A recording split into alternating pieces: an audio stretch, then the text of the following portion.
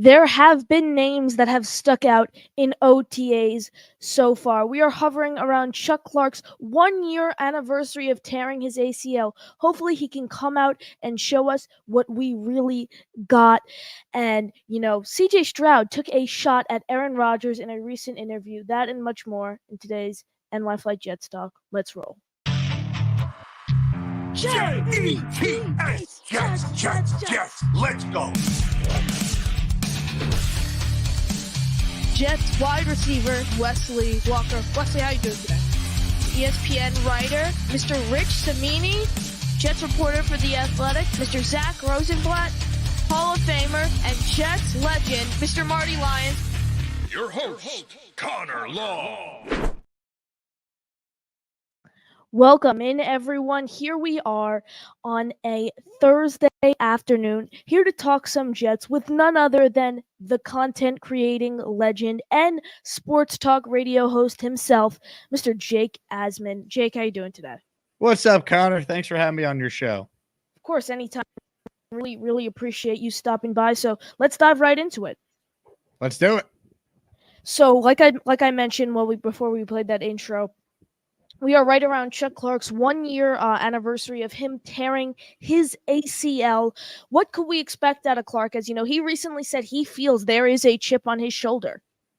Yeah, look, I hope he's the player we saw in Baltimore, right? I mean, he was a really good player, underrated player, could play all over the line of scrimmage, could play in the box, could play on the outside. I think he adds a dynamic to that safety room they didn't have last year. The bottom line is, if he comes back and is close to what he was, that's an upgrade over what they had last year with Jordan Whitehead. So I'm excited. I'm excited to see what he could do. Yeah, I'm really excited to see what Clark could do as we brought him back on a 1 year deal after we didn't get to see what he had last year. He tore his ACL in training camp. So right now we look at the safety room and we have Clark, Ashton Davis, Tony Adams, and Jarek Bernard-Converse. Are there any names on the free agent market or, maybe an undrafted free agent or someone you think they'll pick up to add another name, or do you think the safety room's pretty set? I would be surprised if they added anyone at this point. I think when you look at the guys out there, they're all asking for more money than the Jets currently have, especially when it feels like they're going to have to give Haason Reddick a pay raise or an extension of some sort. So I think the safety room is what it is. I don't want to say it's not an important position because it is, but when you have the best corner trio in the league, you can get away without having elite safeties. Yeah, that comment from Dano says it all. I really want Justin Simmons, but realistically, I don't think they add another guy. Going over, you mentioned Haason Reddick there. He has not been at OTAs, which is a voluntary kind of workout program. But could you expect? Saleh said he expects him to be at minicamp. What do you think if he's not at minicamp? What do you think the holdups for a deal, and you think the Jets will get the deal done? Yeah, I think ultimately they knew when they acquired him that they were going to have to give him some sort of contract extension. I think they knew when they acquired him that he wanted a pay raise. Like, it was no secret why he was available for so little. So, look, Saleh said the other day he expects him to be at mandatory minicamp, and I think he will show up, and I think this will ultimately get resolved before training camp. But if he doesn't show up to mandatory minicamp on Tuesday, then it becomes more of an interesting conversation, and then you wonder, would he actually hold out? I still don't think he would. He'd be cutting off his nose to spite his face. He needs to play to then get paid, if not by the Jets, then by someone. So I think that's still where we're headed ultimately. Yeah, so if we Clark, the Jets traded for him in March from the Philadelphia Eagles after they let Bryce Huff walk, who ended up signing with the Eagles. I personally thought it was a very good trade, and I think Reddick is a very solid player. Staying with the topic of defensive line, there are a lot of young and upcoming names, whether it's Will McDonald or Jermaine Johnson. What do you think we can expect out of those two? Could you see a world where Will McDonald gets like 8 sacks maybe this season, 8 to 10 sacks? I could see it. Look, I wouldn't bank on it necessarily, but could I see a Jermaine Johnson year 2 leap for Will? Absolutely. The Jets have a lot of confidence in him based on the moves they've made to the defensive line. They took him in the first round. I think the early reports on McDonald from what we've seen at OTAs, what some of the coaches have said about him, has definitely been encouraged. And I'll tell you what, you got to give the Jets the benefit of the doubt when it comes to their defensive linemen, because they have a history with this regime of finding guys and developing them. And the most recent example is Bryce Huff, who was a UDFA that just got paid in the first place because the Jets know how to find talent, identify that talent, and then coach up said talent. So I would be surprised if Will McDonald is not a good football player. I think he will be. Yeah, I think McDonald will be very solid. I do think, I'm expecting probably like 6 or 7 sacks from him this year. I don't know. I don't think he'll get double digits in his first year, as he really did not play last year. He was scratched for a few games.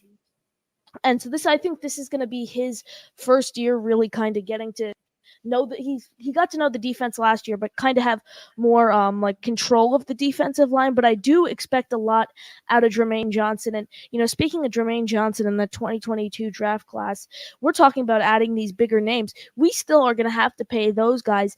If you could pick two out of those four realistically, who do you see the Jets bringing back? Man, it's tough. I think when you start talking about the next couple of years, you can't pay everyone. So I think you value, Yep. you value obviously the guys you drafted, the guys you developed. I mean, Jermaine Johnson plays a premium position. He's to me the guy that you eventually want to pay. I think what's unique though about this year is I think the year they have Connor will tell us who needs to be paid and who's expendable. So I think it's tough to answer that question until you see how this year goes with this window you have with Aaron Rodgers. Yes, Aaron Rodgers, this is a tight window. We have a I think 2 to maximum 3-year window with Aaron Rodgers to kind of take this young team that we have and make a Super Bowl. But going over to the quarterback position, the Jets added 2 quarterbacks this offseason, whether we're signing Tyrod Taylor in free agency who most recently played for the Giants, or drafting Jordan Travis in the 4th round. What do you think that preseason rotation is going to look like? Could you see Rodgers kind of doing what happened in the Giants game last year where we kind of came in for a drive or two? Do you think Tyrod, and then if Travis is healthy, kind of have full control in the preseason? I don't think we see much of Rodgers in the preseason. Mm-hmm. If we do see him, I think to your point, it is probably what it was last year, right? The last game, maybe a drive or two. If they score on the first drive, okay, that's it. You're good to go. I think it's interesting they have 3 joint practices scheduled with each of their preseason opponents. Is that to kind of prevent Rodgers from needing to feel like he needs to play because you can simulate a lot of situations in those joint practices? Maybe. Or maybe, they just wanted to add joint practices and Rodgers will still play a drive or two because he doesn't want his first time out there on a field where he could actually get hit to be, against the Niners, who are the defending NFC champions. So I think that remains to be seen. My preference is whatever Aaron wants. If he thinks he needs to play a drive or two to be ready, so be it. You could say, oh, but what if he gets hurt? You know what? He didn't get hurt last year. He got hurt on the opening drive of the year. So anything can happen. It's football. Got to roll the dice. And if Aaron Rodgers were to get hurt in the preseason, it wasn't going to be meant to be anyway, is how I would look at it. Yeah, so I agree. It's very interesting that they have those practices.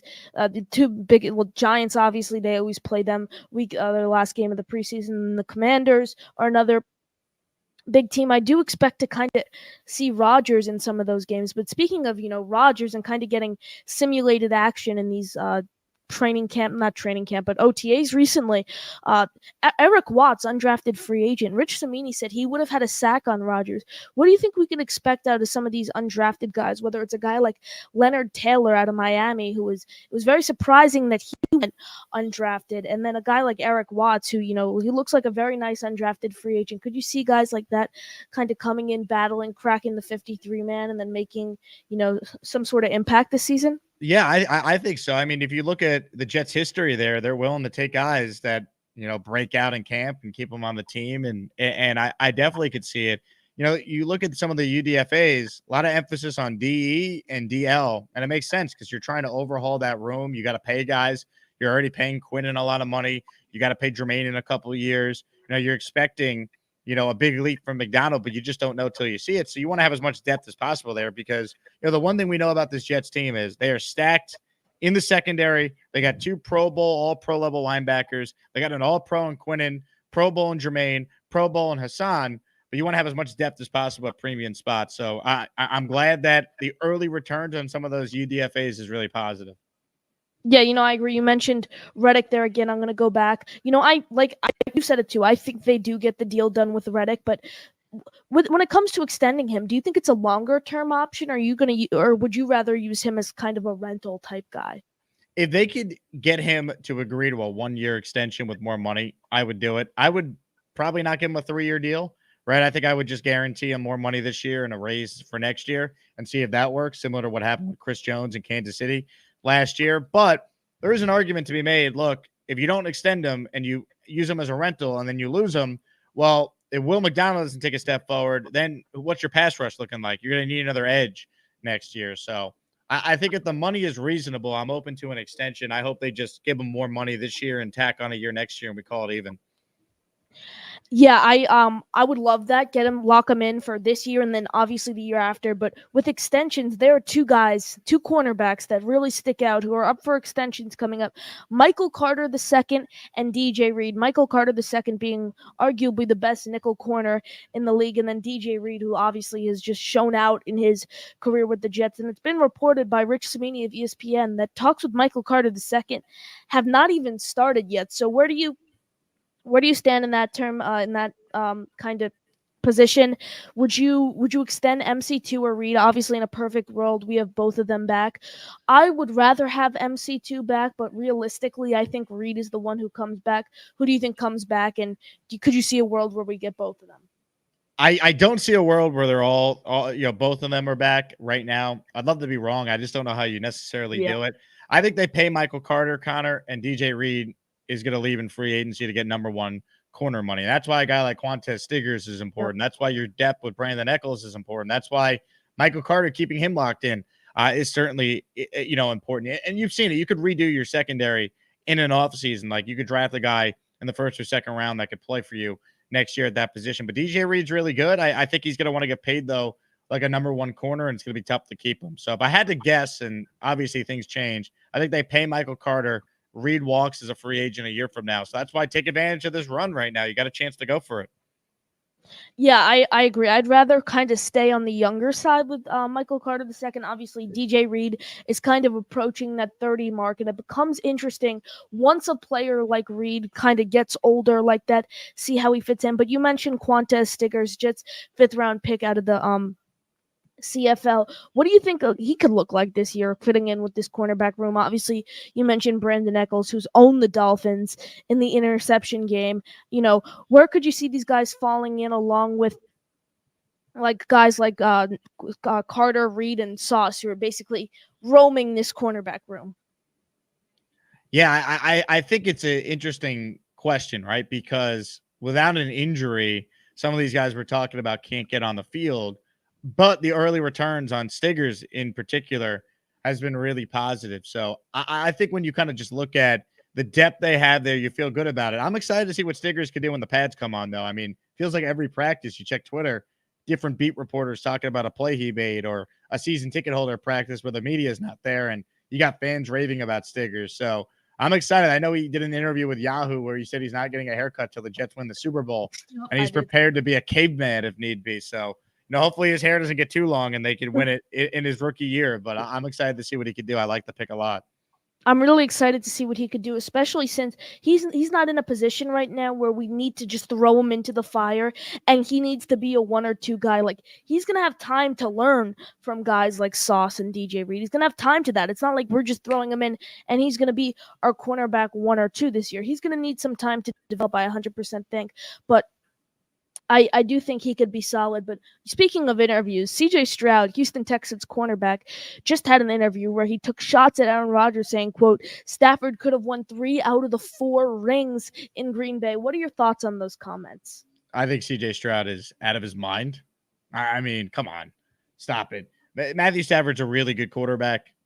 He ain't Aaron Rodgers. And the idea that he'd have 3 or 4 rings if he played in Green Bay is lunacy. Last time I checked, Aaron Rodgers didn't have Calvin Johnson. Last time I checked, Aaron Rodgers' defense is the biggest reason why he doesn't have more than 1 Super Bowl ring. I mean, you look at some of the games Aaron Rodgers lost when he was with the Packers. I mean, his defense in NFC Championship games on average allowed 35 points per game. If Rodgers had the Jet defense in his career in Green Bay, he'd have way more than 1 ring. So it's still a team sport, but to say Stafford would have 3 or 4 rings, get out of here. Stafford's lucky he has 1. He joined a stacked team. He's a good quarterback, but it still takes a team to win. Yeah, the week 9 matchup against the Texans is going to be quite interesting after Stroud taking those shots. I do think Stroud is a very talented quarterback, and I think he's one of the best young quarterbacks in the league. And I think Stafford's really solid, but those comments are just out of this world, Jake. 100%. Not going to happen. Yeah, Jake, we have a caller on the line though. You were just on his show about 10 minutes ago, but he wants to talk to you again. Bobby Midnight joining the show. Hi Oh, guys. yeah. Hey, you're up. Hey, from how you school doing, today. Bobby? You're up from school today, right, Connor? No, I started finals today, so I got out at Oh. 11. Yeah. Oh, okay. It was Veterans Day. I thought you guys had no school today. Okay. No, I had school today. Yeah. No, so I told everybody from my show to come over your show. We want to give you love. Thank Get you you. up to monetizing you so you can start making some moolah.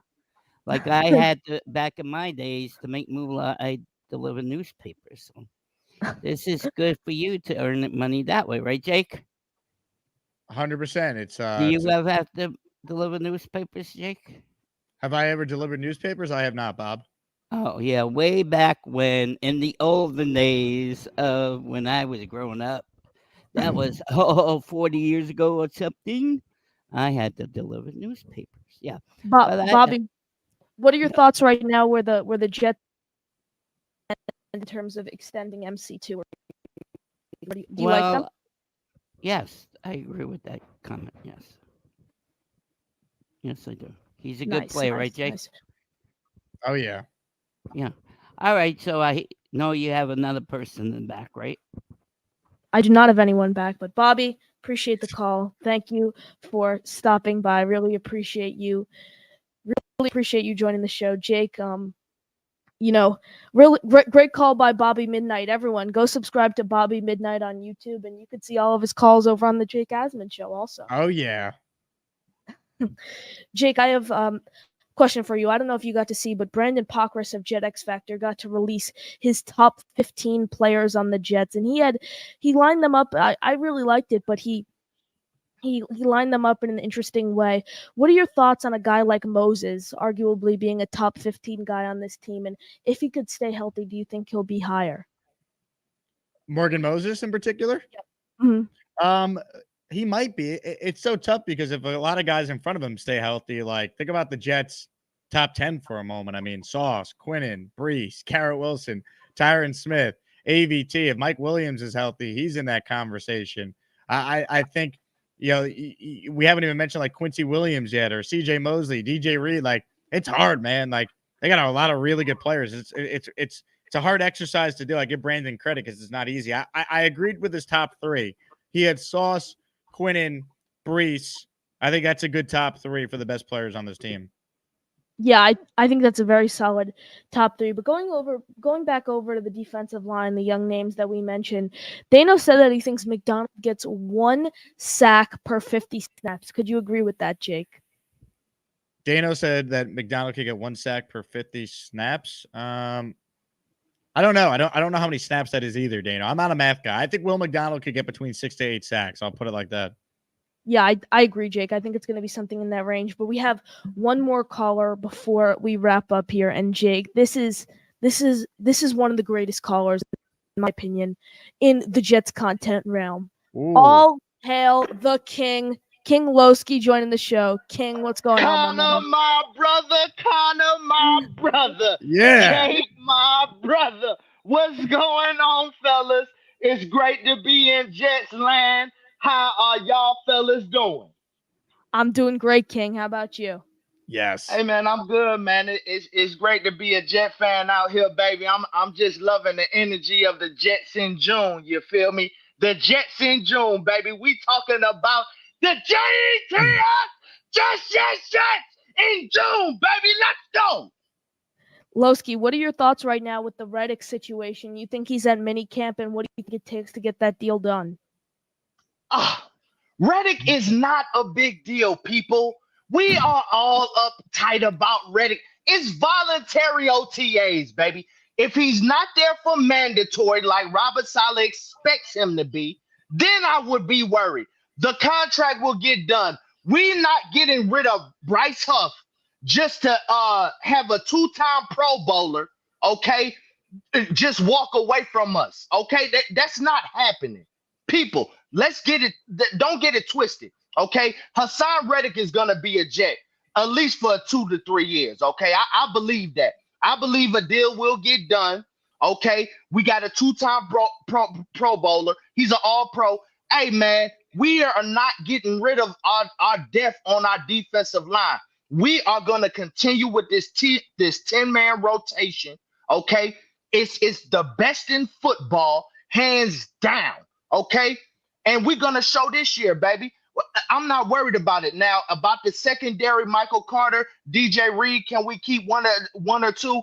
I'm worried about that, okay? Because I believe we got the best secondary in football, okay? But can we keep both of them? I don't know. But I'm willing to see. I know Joe Douglas is gonna do his thing, and I believe in him. Lowski, what are your thoughts? I 100% agree there. You mentioned having, one of the best defensive lines in the league, and I 100% agree. What do you think the duo between McDonald and Johnson is going to look like this year? It's going to look dynamic. It's going to look dynamic. I want to see, because, for game one, I believe the key is Kinlaw. I believe Kinlaw was in the building. Kinlaw can clog that middle along with Q. I believe that is the key to stop CMC, okay? Because JJ and McDonald, they're gonna get on that edge, baby. They're gonna get to that quarterback but San Francisco is a running team, so I believe Kinlaw is gonna be the key. Hey, give us the tricks and tips of what Kyle Shanahan likes to do, so we can stop this guy, okay? Because he's gonna be the dynamic weapon we gotta stop. Debo and Brandon Ayuk, if Ayuk is there, he's going to be dynamic too. But CMC is the key. He's the one we got to stop. So I believe the interior is what's going to be most important come game one. I think the Jets can win the week one against the 49ers on prime time. But, I agree. Kinlaw was in the building. He is going to need to help this defense out. And I think defense is key. Like if we can get out and we put – Brock Purdy does not know how to deal with pressure, really. Like, if you look at all of his plays, he has this incredible offensive line that he has hours to throw the football. If we apply pressure to Purdy, we don't know what's going to happen. He's gonna struggle. We're going to apply pressure. We're going to get sacks, force incompletions. Lowski, appreciate the call. Take it out, my man. Talk, Connor. Talk, Connor. Talk. I like the way you talking, Connor. JTF. Yes, baby, let's go. Yeah. Let's go. The man himself, King Lowski, strikes again. Jake, lot to unpack there. What are your thoughts? My thoughts are as follows. King Lowski equals GOAT. King Lowski equals GOAT. But Jake, in terms of week one, like Lowski mentioned, I do think the key is the defense. He mentioned Kinlaw. What's your hot take for week one? I know it's early. I'm feeling something I've been feeling. I'm feeling a Michael Clemens sack week one. A Michael Clemens sack? Now that is outside the box. I'm not feeling that, but I hope you're right. I hope it happens. I really want to see like one of those. All I remember is like, speaking of like young guys going out making plays. I remember Will McDonald's first snap in the Hall of Fame game. He almost had a sack. And, Michael Clemens is someone who generally does not play a ton on the defensive line. So that's my hot take. Michael Clemens sack. JT says, I wonder what the odds are on that. LOL. What is that? Probably plus $100 million. I mean, a Michael Clemens sack week one would be insane. But Jake, really appreciate you joining me. You got any final thoughts? My final thoughts are get Connor to 1 bazillion subscribers. Thank you. Let's first get him to 1,000 so we can start being paid to give takes on our favorite football team. But then 1 bazillion subscribers. So first, let's get him to 1,000 and then 1 bazillion. All right. So if you haven't subscribed to Connor yet, I consider you dead to me. That's how I look at it. All right. Thank you. Really appreciate it, everyone. Thank you guys for watching. And as always, JTS, Jets, Jets, Jets.